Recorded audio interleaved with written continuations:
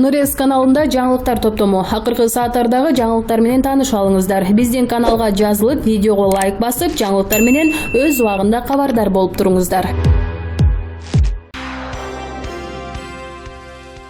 Карамушкинанын айтканы келди. Кечээ депутаттык трибунадан баарыбызды камагыла, бирок биз өз сөзүбүздөн кайтпайбыз деген билдирүү жасаган. Айткандай, кечинде Равшан Жээнбеков барымтага алуу жана массалык башламандык уюштуруу боюнча 48 саатка абак алынып келинген. Иштин жүрүш хронологиясына карасак, Равшан Жээнбековдор менен баштан аяк бир болуп, азыркыга чейин ошол өзүнүн позициясын кое бербеген айым. Атамбаевчил КСДПнын беделдүү жактоочусу Асель Кодуранова айымга да абакка алууну кезеги келеби. Бүгүн Асель Кодуранова Ички иштер министрлигине суракка чакырылды.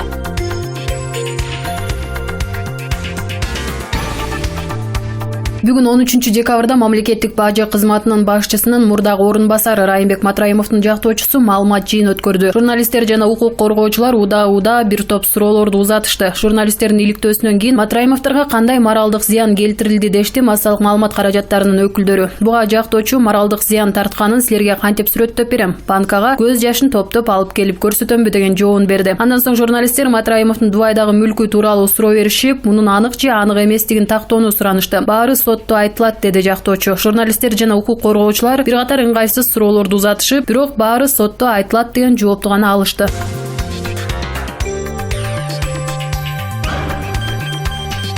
Бүгүн 13 декабрда мамлекеттик бажы кызматынын жетекчисинин мурдагы орун басары Райымбек Матраимовдун жактоочусу жалпыга маалымдоо каражаттарынын өкүлдөрүнө маалымат жыйын өткөрүүдө. Жактоочу Татьяна Каржинская маалымат жыйын өткөрүүнүн максатын түшүндүрүп, айрым ЖМКлар Матраимовду коррупциянын символу катары көрсөтүп жатышат, бул туура эмес деп билдирди. Бардык эле учурда сабырдын аягы болот. Артынан чагылдырылган иликтөөлөр чыгып кетти. Коомчулукка Матраимовдорду коррупциянын символу катары көрсөтүп жатышат. Мунун баары алардын ишмердүүлүктөгү аброюна шек келтирүүдө, деди жактоочу. Буга катар эле журналисттер буга чейин Матраимовдор өздөрүнүн аброюн коргоо үчүн доо койгон акча каражатынын суммасы тууралуу сурашты. Сиздин оюңузча маалымат каражаттарына ушундай суммадагы доону койгон туурабы, дешти журналисттер. Жактоочу бул сумма туурабы, туура эмеспи сот чечет, негизи доо ал адамга келтирилген моралдык зыяндан улам келип чыгат, деди.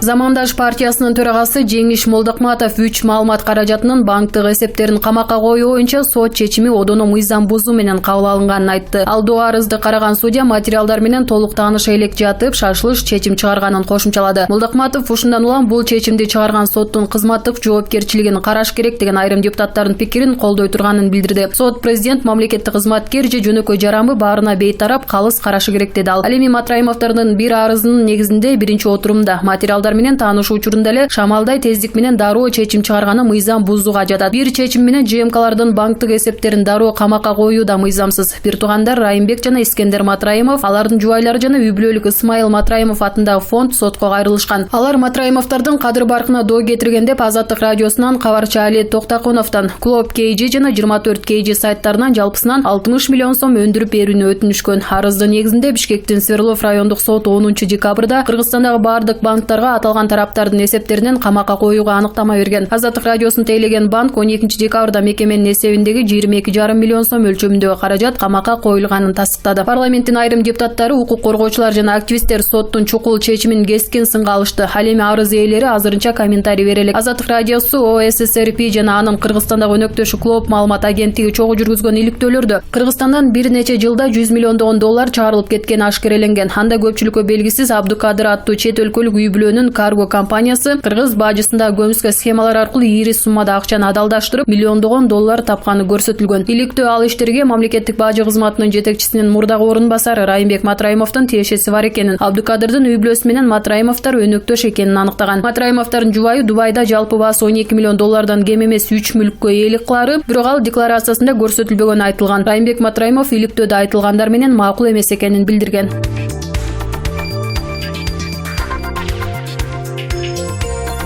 Жогорку кеңештеги Ата Мекен фракциясынын лидери Алмамбет Шыкмаматов соттор эл аралык нормаларга, конституцияга таянып журналисттердин укугун коргошу керек экенин билдирди. Бул тууралуу ал Матраимовдордун үй бүлөсү маалымат каражаттарын сотко бергенине байланыштуу Азаттыкка комментарий берип жатып айтты. Шайлоого жакын саясий процесстер күчөп турган кезде журналисттерди сөз эркиндигин кысуу туура эмес. Бул биздин демократиялык баалуулуктарга дал келбейт. Президент башка мамлекеттерге барганда биздин бирден бир максаттарыбыз сөз эркиндиги. Биз Борбор Азияда демократия баалуулуктарын орнотуп жатабыз деп айтат. Массалык маалымат каражаттарына берилген азыркы доо буга сокку урду. Матраимовдордун үй-бүлөсү Азаттык радиосунун кабарчы Алия Токтакуновду Клуб KG жана 24 KG сайттарын сотко берип, жалпы өлчөмү 60 миллион сомдук доо койду. Аталган маалымат каражаттары Матраимовдордун кадыр баркына доо кетиргени белгиленип, моралдык чыгым өндүрүү жөнүндө талап коюлган. Анын негизинде Бишкектин Свердлов райондук соту басылмалардын банк эсептерин камакка койду. Арыз 9 декабрда жазылганы, соттун аныктамасы 10 декабрда чыгып, Кыргызстанда бардык банктарга жиберилген 12 декабрда маалым болду.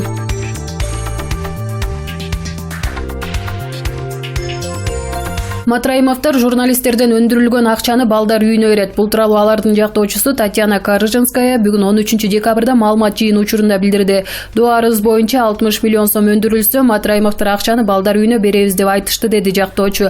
Ал эми Матраимовдордун бул сөзү журналисттердин күлкүсүн келтирди. Эске салсак, бир туугандар Райымбек жана Искендер Матраимов, алардын жубайлары жана үй-бүлөлүк Исмайыл Матраимов атындагы фонд сотко кайрылышкан. Алар Матраимовдордун кадыр баркына доо кетирген деп Азаттык радиосунан кабарчы Алия Токтакуновдун Клуб KG жана 24 KG сайттарынан жалпысынан 60 миллион сом өндүрүп берүүнү өтүнүшкөн.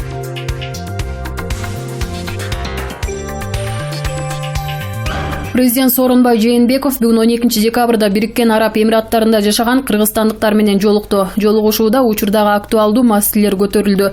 Суроо бергендердин бири Чолпон Абдрахманова журналисттик илик башкереленген. Райымбек Матраимовдун декларациясында көрсөтүлбөгөн Дубайдагы мүлкү боюнча кандай чара көрүлөрүнө кызыкты. Мен да азаттыкты угуп алып тапшырма берип атам. Мына текшергиле, азаттыктан чыкты деп, деди Жээнбеков.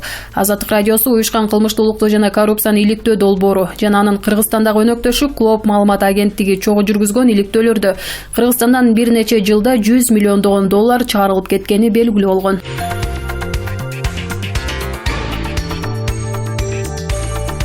Быйыл негизделген Чыңгыз Айтматов атындагы мамлекеттик жаштар сыйлыгы өз ээлерин тапты. Бул туурасында өкмөттүн маалымат кызматы билдирди. Сыйлыктарды премьер-министр Мухаммедкалый Абылгазиев тапшырып, жаштар үчүн бул чоң сый, урмат жана аброй экенин белгиледи.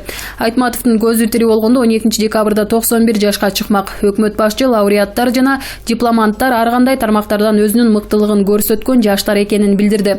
Чыңгыз Айтматов атындагы мамлекеттик жаштар сыйлыгынын лауреаты наамын алгандар: Акчол Дооранбек уулу адабият жаатындагы мыкты чыгарма, Уланбек Эгизбаев көз өткөндөн кийин журналистика жана телекөрсөтүү жаатындагы мыкты чыгарма, Арзымат Жороев көркөм искусствонун мыкты чыгармасы, живопись, скульптура, графика, декоративдик колдонмо жана монументтик искусство, Ызат Исаков шаар курулушу, архитектура менен дизайн жаатында ишке ашырылган мыкты долбоор, Дастан Жапар уулу кино жаатындагы мыкты жетишкендик, сценарийлик, композитордук, режиссердук, оператордук жана актёрдук иштер, Адилет Токтоголов илим жана жаңы технологиялар жаатындагы мыкты иш, Нурсултан Куланов экономика, бизнес менен меценаттык жаатындагы мыкты жетишкендик, Айсулуу Тыныбекова спорт жаатындагы мыкты жетишкендик, Азамат Баялинов жаштар саясатын өнүктүрүүгө кошкон өзгөчө салым үчүн Чыңгыз Айтматов атындагы мамлекеттик жаштар сыйлыгынын дипломанты болгондор, Адилет Зарылбек уулу адабият жаатындагы мыкты чыгарма, Гүлшан Таалайбекова музыкалык искусстводогу мыкты чыгарма жана аткаруучулук чеберчилик, Тамила Маматова көркөм искусствонун мыкты чыгармасы, живопись, скульптура, графика, декоративдик колдонмо жана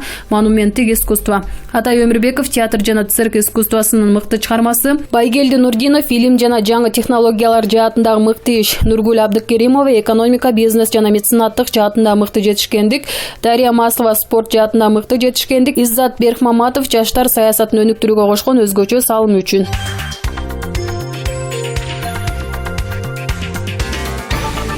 Депутат Акылбек Жапаров кыргыз жарандарынын 90% Орусиянын курамына кирүүнү колдогон маанайда деп жергиликтүү маалымат каражатына маек берип жатып билдирген.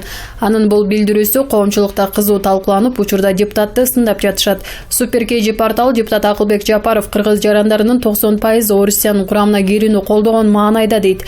Эгемендүү өлкөнүн парламент депутаттарынын мындай маалыматтарды жайылтып жатканы туурабы деген соол салды. Кадырбеков депутаттын минтип айтып жатканы таң калыштуу. Коомдук ишмер Ишенбай Кадырбеков саясатчылар коомго так маалыматтарды айтышы керек деген пикирде. Саясатчы болгондон кийин парламентте болобу же башка жерде болобу так маалыматтарды айтыш керек. Бул маалыматты божомолдоп айткан болбойт.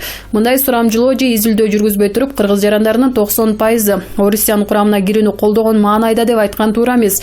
Депутаттын минтип айтып жатканы таң калыштуу дейт Кадырбеков. Чолпонбаев кыргыз жарандарынын 90% Орусиянын курамына кирүүнү колдогон маанайда деген пикир туура эмес. Коомдук ишмер Мукар Чолпонбаев Акылбек Жапаровдун пикири туура эмес деген оюн билдирди.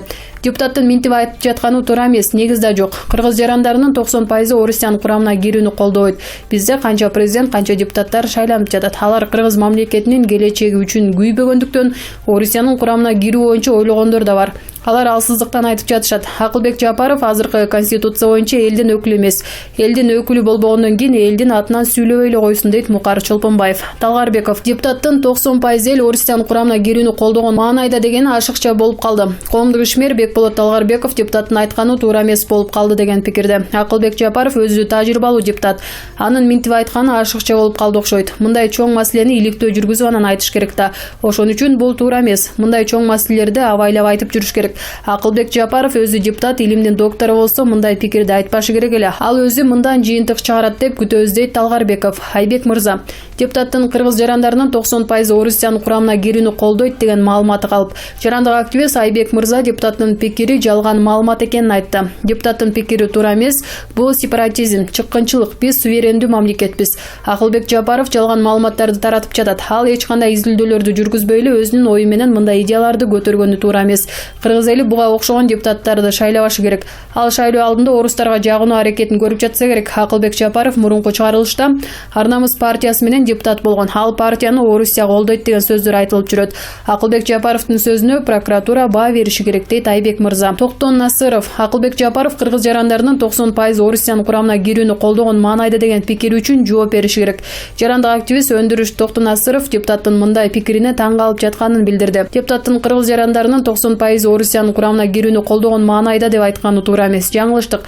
Анын пикирине таң калып жатам. Башында бул фейк маалымат экен деп ойлогом, көрсө чындап эле ушинтип айткан экен.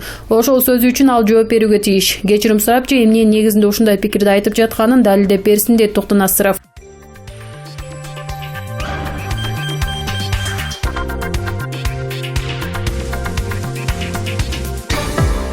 Нурес каналында жаңылыктар топтому. Акыркы сааттардагы жаңылыктар менен таанышып алыңыздар. Биздин каналга жазылып, видеого лайк басып, жаңылыктар менен өз убагында кабардар болуп туруңуздар.